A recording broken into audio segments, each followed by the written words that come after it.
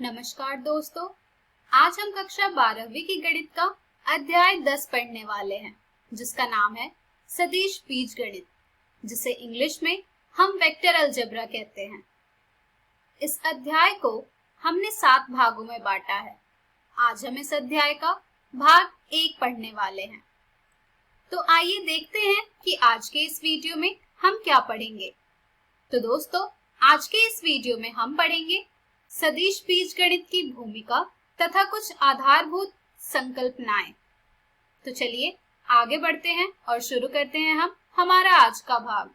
तो दोस्तों, सदिश बीजगणित अर्थात वेक्टर अलजेब्रा के इंट्रोडक्शन में हम सबसे पहले ये जानेंगे कि फिजिकल क्वांटिटीज क्या होती है।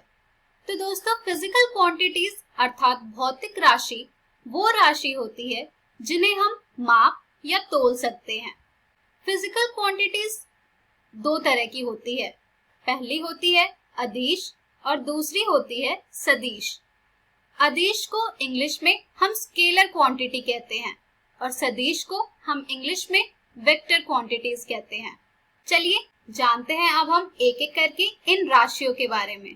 तो दोस्तों, एक ऐसी राशि जिसमें केवल एक मान परिमाण अर्थात मैग्नीट्यूड जो कि एक वास्तविक संख्या होती है सम्मिलित है, ऐसी राशियां अदिश अर्थात स्केलर्स कहलाती हैं। यानी कि वैसे क्वांटिटीज जिनका केवल मैग्नीट्यूड होता है उसे हम कहते हैं स्केलर क्वांटिटी यानी कि अदिश। आइए कुछ इसका उदाहरण देखते हैं।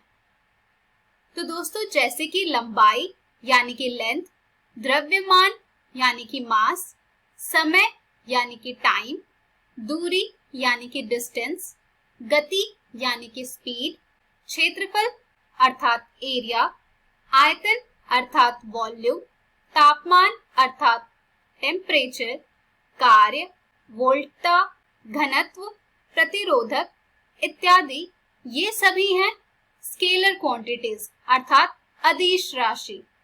तो दोस्तों, ये थी थोड़ी बहुत जानकारी अदिश के बारे में।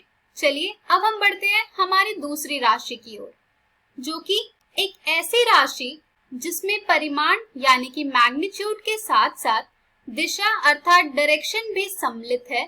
ऐसी राशियां सदिश कहलाती हैं। यानी कि वैसी क्वांटिटीज जिनका मैग्नीट्यूड के साथ साथ डायरेक्शन भी होता है, वैसे क्वांटिटीज को हम कहते हैं वेक्टर क्वांटिटीज। तो आइए अब हम देखते हैं इनके कुछ एग्जाम्पल्स अर्थात उदाहरण। तो जैसे कि विस्थापन यानी कि डिस्प्लेसमेंट, वेग वेलोसिटी, त्वरण एक्सेलरेशन, बल फोर्स, भार वेट, संवेग मोमेंटम, विद्युत क्षेत्र की तीव्रता यानी कि इलेक्ट्रिक फील्ड इंटेंसिटी, ये सभी हैं हमारे वेक्टर क्वांटिटीज यानी कि सदिश। आइए इन उदाहरण को और अच्छी तरह से समझते हैं। दोस्तों, स्क्रीन पर आपको एक वीडियो दिख रहा है जिसमें आप देख पा रहे हैं कि इस बॉल का डायरेक्शन भी है और मैग्नीट्यूड भी है। तो दोस्तों, ये एक उदाहरण है सदिश राशि का। इसी प्रकार से आपको एक और उदाहरण स्क्रीन पर दिख रहा होगा जिसमें आप देख पा रहे हैं कि ये जो बस है ये चल रही है, और अगर ये बस चल रही है तो जाहिर सी बात है कि इसकी कोई दिशा भी होगी और साथ के साथ इसका कोई मैग्नीट्यूड भी होगा। तो दोस्तों, ये है उदाहरण सदिश के। तो इसी के साथ आशा करती हूँ कि आपको अदिश और सदिश राशि के बारे में समझ आ गया होगा। तो दोस्तों, आइए अब हम ये जानते हैं कि इस अध्याय में हम और क्या सीखेंगे। तो दोस्तों, इस अध्याय में हम सदिशों की कुछ आधारभूत संकल्पनाएं जानेंगे। साथ ही हम सदिशों की विभिन्न संक्रियाएं के बारे में भी जानेंगे तथा इसके बीजीय एवं ज्यामितीय गुणधर्म के बारे में भी जानेंगे। तो चलिए आगे बढ़ते हैं और शुरुआत करते हैं हम एक एक करके हमारे इन टॉपिक्स के बारे में। तो चलिए सबसे पहले हम जानेंगे सदिश की कुछ आधारभूत संकल्पनाएं। दोस्तों, इसमें हम सबसे पहले जानेंगे दृष्टि रेखा के बारे में। तो दोस्तों, स्क्रीन पर आपको एक सरल रेखा दिख रही होगी AB, जिसमें आप देख पा रहे होंगे कि तीर के निशाने की सहायता से इस रेखा को दिशाएं प्रदान की जा सकती। इन दोनों में से निश्चित दिशा वाली कोई भी एक रेखा दृष्टि रेखा कहलाती है। चलिए दोस्तों, अब हम ये देखेंगे कि क्या एक दृष्टि रेखा खंड में परिमाण एवं दिशा दोनों होते हैं। आइए देखते हैं। तो दोस्तों, स्क्रीन पर आपको जो इमेज दिख रही है, इसमें हम रेखा L को रेखाखंड AB तक प्रतिबंधित कर देते हैं। तब यहाँ पर रेखा L पर परिमाण निर्धारित हो जाता है, जिसे कि हमें यहाँ पर एक दृष्टि रेखाखंड प्राप्त होता है।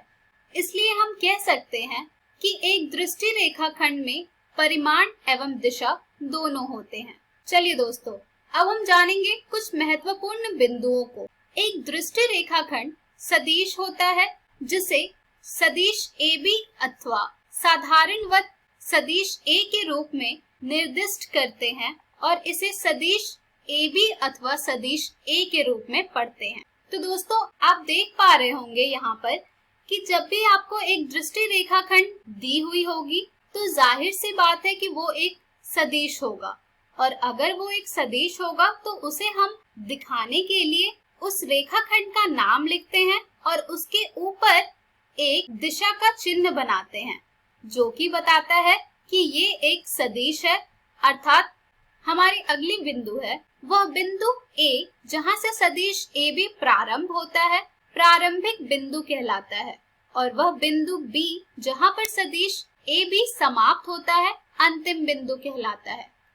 यानी कि अगर किसी सदिश का नाम आपको AB दिया गया है, उसका यह तात्पर्य होता है कि उस सदिश का A जो होगा प्रारंभिक बिंदु होगा और B उसका अंतिम बिंदु होगा। हमारी अगली बिंदु है, किसी सदिश के प्रारंभिक एवं अंतिम बिंदुओं के बीच की दूरी सदिश का परिमाण अथवा लंबाई कहलाता है, और इसे मॉड AB वेक्टर अर्थात AB सदिश अथवा मॉड A सदिश के रूप में निर्दिष्ट किया जाता है।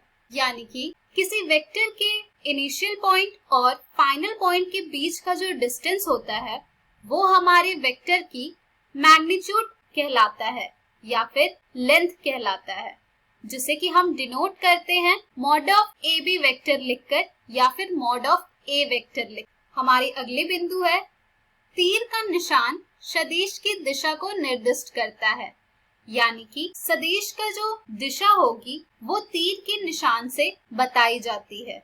तो दोस्तों, ये थे कुछ महत्वपूर्ण बिंदु जिनका कि आपको ध्यान रखना है, जिससे कि आप वेक्टर को अर्थात सदिश को आसानी से निरूपित कर पाएंगे और उनकी मैग्नीट्यूड तथा डायरेक्शन आसानी से बता पाएंगे। चलिए दोस्तों, अब हम जानते हैं पोजीशन वेक्टर के बारे में, अर्थात स्थिति सदिश के बारे में। मान लीजिए हमने स्पेस में ओरिजिन O के रेस्पेक्ट में एक पॉइंट P लिया है। ये देखिए, आपको दिख रहा होगा यहाँ पर कि हमने स्पेस में ओरिजिन O के रेस्पेक्ट में एक पॉइंट P लिया है, जिनके कोऑर्डिनेट्स हैं x, y, z। तब यहाँ पर जो वेक्टर OP होगा, जिसका कि इनिशियल पॉइंट O होगा और फाइनल पॉइंट P होगा, O के रेस्पेक्ट में पॉइंट P का पोजीशन वेक्टर कहलाता है, जैसा कि आपको ये आकृति देखकर समझ आ रहा होगा, जिसका कि हम मैग्नीट्यूड डिस्टेंस फॉर्मूला का यूज करके ज्ञात कर सकते हैं।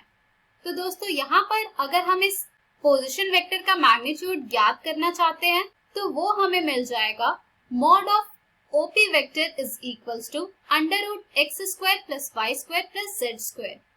तो ये थी थोड़ी बहुत जानकारी पोजीशन वेक्टर के बारे में। इसके बारे में हम और अच्छी तरह से हमारे नेक्स्ट वीडियो में पढ़ेंगे। चलिए दोस्तों, अब हम बढ़ते हैं डायरेक्शन कोसाइन की तरफ, यानी कि दिक कोसाइन की तरफ।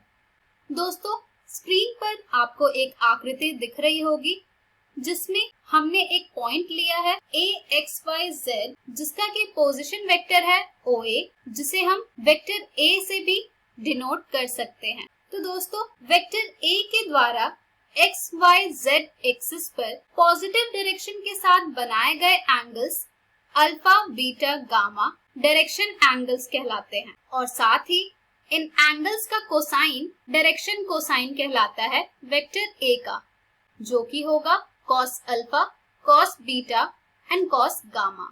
तो दोस्तों, इसी तरह से जब आप एक राइट ट्रायंगल OPA में देखेंगे तो यहाँ से आपको मिल जाएगा cos alpha is equals to x upon a।